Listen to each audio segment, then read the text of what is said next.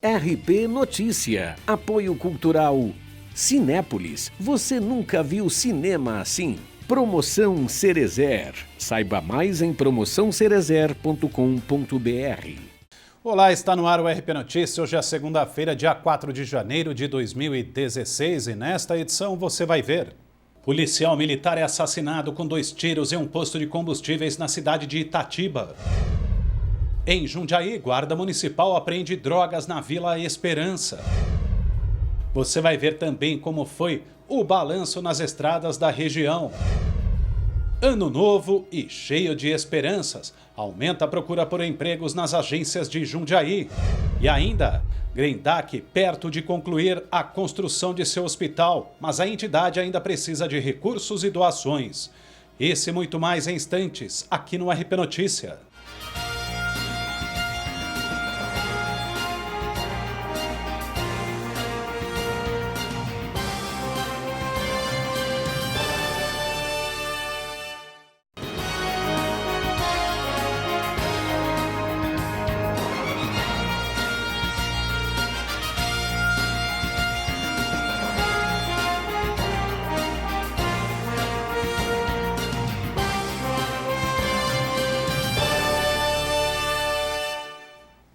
Boa noite. Um policial militar identificado como João Moisés Ramos, de 55 anos, foi morto após levar 2 tiros na cabeça na madrugada de ontem, em um posto de combustíveis na Avenida Campinas, em Itatiba. O crime foi cometido por um homem que pilotava uma moto branca sem placa. O acusado de ser um mandante do crime é um detento beneficiado pela saída temporária. Segundo a Polícia Militar, o detido afirmou que pertence a uma facção criminosa e que teria recebido a ordem de matar um policial militar. Com ele foram encontradas 19 munições de calibre 12, uma de calibre 44 e 2 deflagradas de calibre 38, além das roupas que teriam sido usadas no assassinato do PM. Ele foi detido na rua Joaquim Pires de Toledo, ainda em Itatiba. O policial assassinado tinha 2 filhos e a esposa estava grávida. Nada foi levado.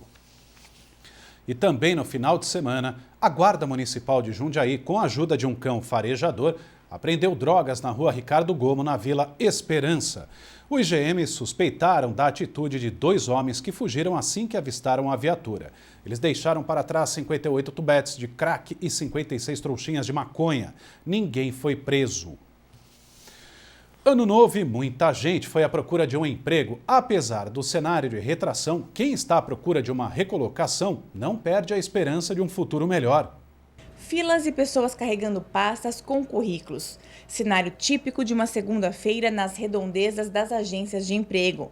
Some-se a isso o fato de ser o primeiro dia útil do ano que nasce à sombra de uma crise econômica. E temos uma ideia do que boa parcela do brasileiro mais deseja para 2016. Uma colocação no mercado de trabalho. Pelo que a gente está vendo por aí, eu acho que todo mundo pensou na primeira semana do ano, viu? Para começar o ano o pé direito, né? A gente não pode desistir, né? Tá difícil, tem gente que está precisando, alguns estão rebaixando até a profissão, a carteira para poder ter alguma coisa. E a gente está aí, vamos lutar e vamos ver o que vai dar. Não pode perder a esperança, né? Se a gente perder a esperança, o que a gente vai ter para o futuro, né? Nessa agência, a movimentação começou logo cedo e, ao contrário do que se imaginava para janeiro no atual cenário, as expectativas não são tão pessimistas. Hoje nós já começamos o ano de forma mais aquecida, é claro que nós não temos a mesma quantidade dos anos anteriores ainda, né? Mas o mercado já começou uma pequena reação em dezembro, então hoje o número de oferta que nós temos na agência é maior. Tiago foi demitido no ano passado, ainda está recebendo o seguro-desemprego, mas já tem outra vaga encaminhada. Ele comemora o fato de começar o ano empregado. A vaga é especificada na metalúrgica, por prensas, praticamente essa base. É na sua área mesmo? Na minha área. E como é que é começar já o ano quase empregado? É coisa boa, né? Melhor que nada. A gente tá precisando ver tanta gente desempregada aí, precisando de uma coisa. Nada melhor do que ter uma oportunidade assim, logo começar com o pé direito, 2016. Charles é outro que não vê a hora de se recolocar no mercado de trabalho. Depois de um ano sem carteira assinada, o engenheiro fez uma entrevista hoje e tem boas chances de conseguir o emprego. Graças a Deus, estou conseguindo aí, a gente já conseguiu uma vaga, uma entrevista para a minha área, né? Em Jundiaí, algumas áreas têm mais destaque na oferta de vagas por conta da força da indústria na região. Jundiaí está no meio de um polo logístico, então nós percebemos esse aumento de número de vagas no ramo logístico. É claro que existem outras empresas também contratando de outros ramos num número menor, mas o grande aquecimento hoje é na área logística. Mas, independentemente do setor oferecer mais ou menos vagas, a coordenadora de RH dá as dicas que todo candidato deve seguir para ter sucesso na hora de procurar emprego. Ele precisa ficar muito atento às ofertas, porque as ofertas existem, então é importante verificar o que está sendo pedido no perfil, buscar ir atrás daquilo que ele não tem, né? Buscar a qualificação, o conhecimento, saber falar sobre aquilo que ele fazia, quais eram as práticas, se mostrar disposto, interessado, confiante, ter objetivos, né, bem definidos e demonstrar isso na entrevista. A projeção do mercado financeiro para o avanço da inflação em 2016 foi ajustada para cima em 0,01 percentual para 5,87%, segundo a primeira pesquisa Focus do Banco Central divulgada neste ano. O resultado fica acima do teto da meta do governo, de 4,5% pelo IPCA, com tolerância de 2 pontos percentuais para mais ou para menos. Em relação ao Produto Interno Bruto, o PIB, os economistas veem contração de 2,95% neste ano de 2016.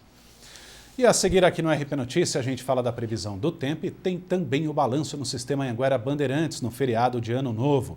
Continue com a gente que nós voltamos em instantes.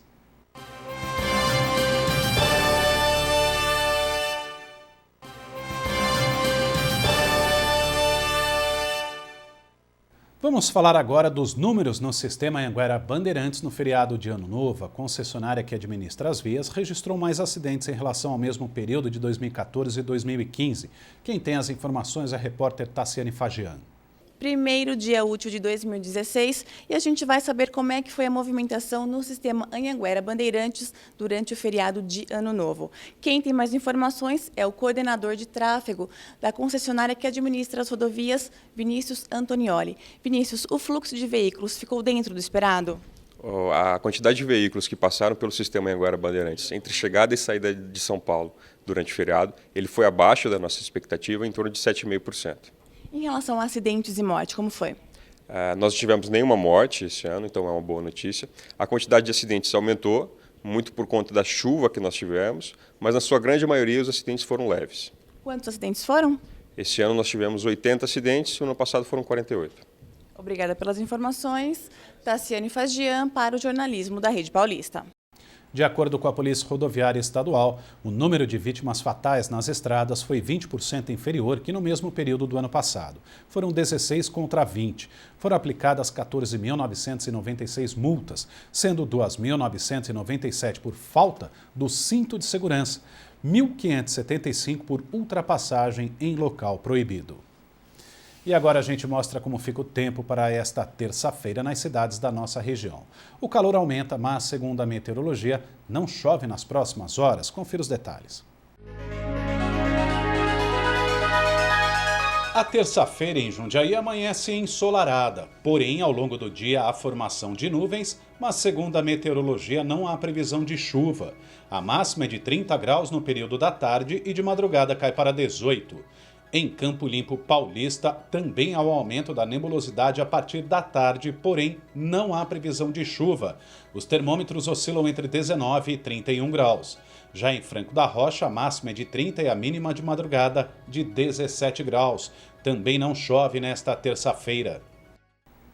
Na capital paulista também não há previsão de pancadas de chuva para as próximas horas. As temperaturas caem um pouco, a máxima não passa dos 29 graus e a mínima de madrugada é de 17. O dia amanhece com sol entre nuvens, à tarde há o aumento da nebulosidade, porém não chove. E as chuvas dos últimos dias do ano passado colocaram Jundiaí em estado de atenção, ou seja, que pode sofrer com enchentes ou deslizamentos de terra.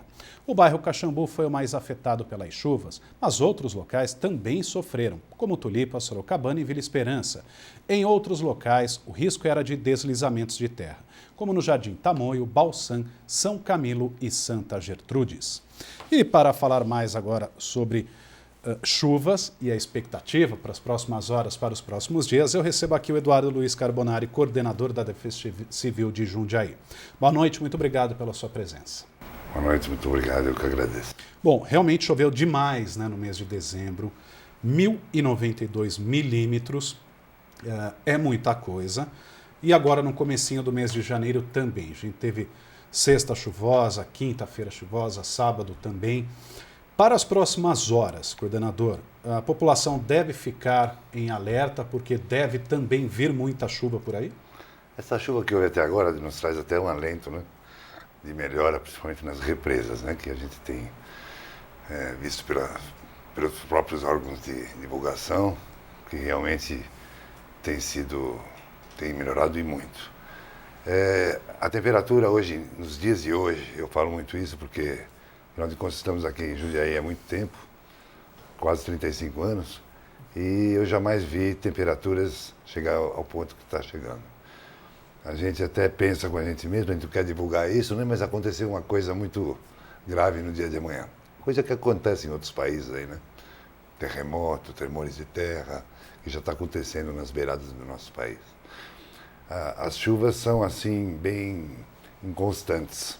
Nós recebemos comunicado diariamente da Defesa Civil do Estado e eles falam para a gente, realmente tem uma medição muito mais perfeita do que a gente aqui, que vai vir chuva forte, que vai vir ventania, e às vezes não vem. Uhum. E por outras vezes acontece ao contrário, né? Então, quer dizer, a previsão choveu bastante, 80 milímetros que é o máximo quando a gente aciona as áreas de risco, né? Com aquele sistema de torpedos e mensagens que a gente pede para o pessoal sair das áreas de risco. Nós não precisamos acionar, embora choveu, própria semana passada, mais de 80 milímetros. Mas o pessoal da Defesa Civil percorre nesse momento também as áreas de risco para saber o que está acontecendo.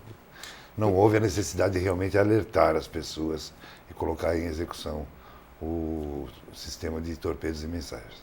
Agora, quando há um risco, por exemplo, de um deslizamento de terra, essa preocupação é maior do que com uma enchente? Ou a preocupação é igual e por isso esse SMS, esses alertas são disparados? É muito diferente para quem sofre com esse tipo de problema natural? O problema de deslizamento realmente é um problema talvez um pouco mais grave, né? Porque aí ele pode ceifar vidas, né? Nós temos algumas áreas de risco realmente muito perigosas. São essas onde nós interditamos e as pessoas não saem, ou por vezes saem entre as outras naquele lugar. Então a gente está acostumado a ver nos órgãos de divulgação, né? Onde realmente acontece esse tipo de coisa e realmente o deslizamento, as terras acabam ceifando vidas, né? Aqui em Jundiaí, por sua vez, o trabalho já vem sendo executado não só nesse governo, como em outros governos. Então, realmente, a gente tem uma probabilidade de não acontecer esse tipo de coisa. Nós temos feito um trabalho preventivo muito grande. O problema de enchente, onde havia realmente enchente aqui, foi feito um trabalho muito forte através do serviço público, no início do governo já, que era na Sorocabana, onde a água realmente... Ali era o pior? Era o pior que tinha. Inclusive, a água retornava e chegava à cintura das crianças, tal, né? Não houve nenhuma morte, nada, mas realmente havia um risco muito grande. E o problema de deslizamento, nesses 3 anos, realmente nós não tivemos. Tivemos coisas pequenas, né? Não foi coisa muito grave.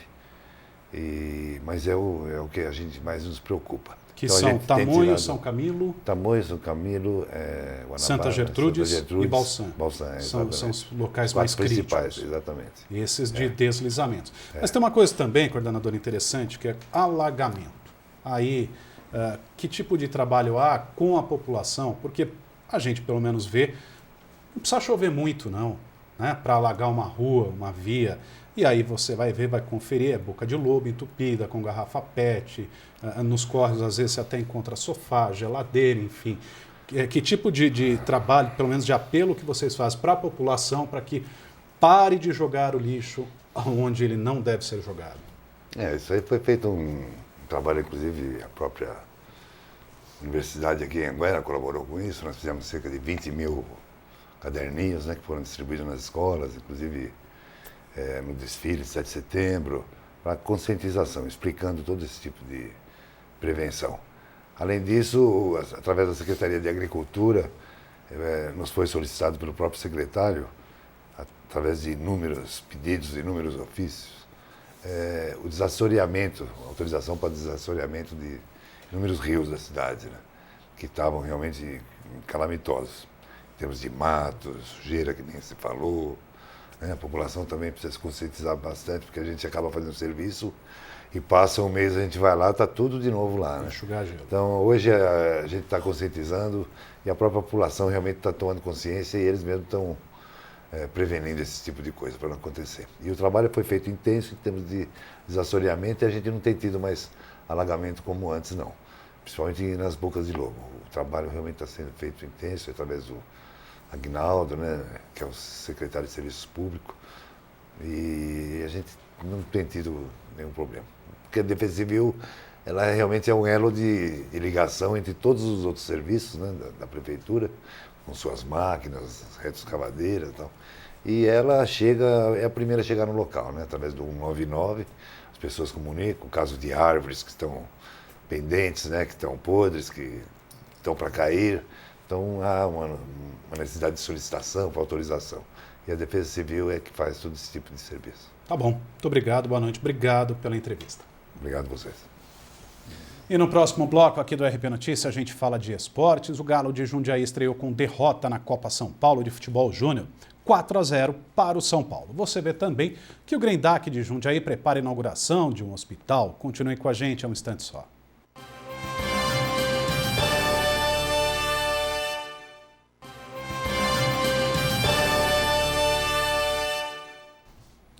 O assunto agora aqui no RP Notícia é esporte. Copa São Paulo de Futebol Júnior, o Paulista enfrentou ontem o São Paulo na Arena Barueri e começou a competição com derrota. O time de Jundiaí perdeu por 4-0. Os 3 primeiros gols foram nos primeiros 15 minutos. O quarto saiu na segunda etapa. Agora o Galinho volta a campo amanhã, quando enfrenta o Osasco Audax às 7 horas da noite.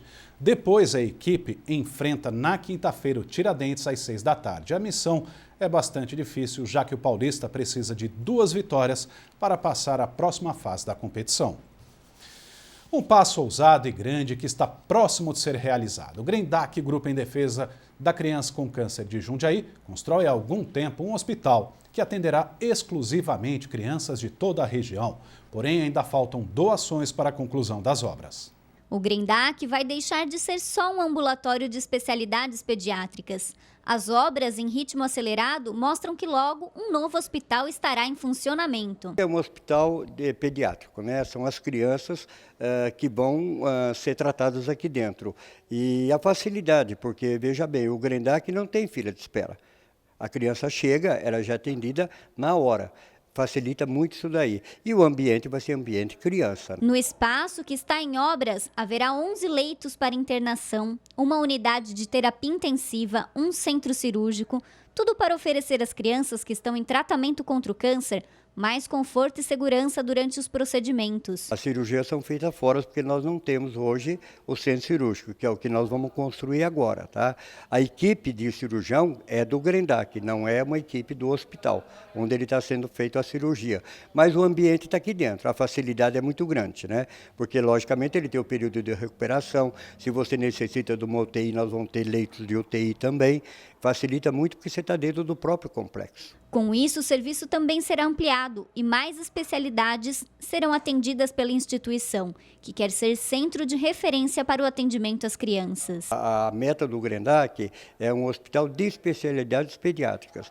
Então, é o que eu digo, começou com câncer, né, a doença hematológica, que nós temos muitos pacientes aqui, já estamos com a parte cardíaca, neuro, nefro, e vamos aumentar mais esse tipo de patologia, outras patologias. Mas para conseguir transformar o desejo de construir um novo hospital, foram 2 anos de planejamento e no próximo semestre a realização do projeto deve estar concluída. Os investimentos passam de R$1 milhão. A maior parte da verba é proveniente da contribuição voluntária. Esse recurso pode-se dizer que 90% está vindo da população de Jundiaí. Porque você veja bem, há quanto tempo não se constrói um hospital dentro de Jundiaí? E a entidade, um terceiro setor, abraçar esse desafio, ele tem que contar com a população e, logicamente, com as empresas que poderão nos vir ajudar. Só que com a situação da crise atualmente, está muito difícil a doação da pessoa jurídica. Então, hoje a gente conta mais com a pessoa física mesmo. Mas está dando para tocar, está dando para tocar.